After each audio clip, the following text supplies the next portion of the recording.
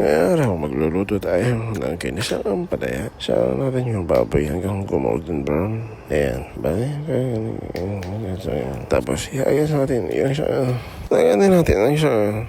Wait lang, bakit ganun? Lagyan natin ng madaming ka. Ano ba to? Wait lang guys ayaw gumana ng pektos natin. Ayan, isa pa. Yun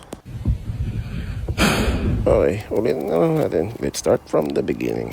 Hagis natin yung, tapos 1, 2, 3. Lagyan natin yung bawang, isang sibuyas, tapos 1, 2, 4, 5 na kamatis. Durugin natin, tapos lagyan natin ng magic pepper, water, salt. Haluin natin sabay lagay ang palaya. Break it down.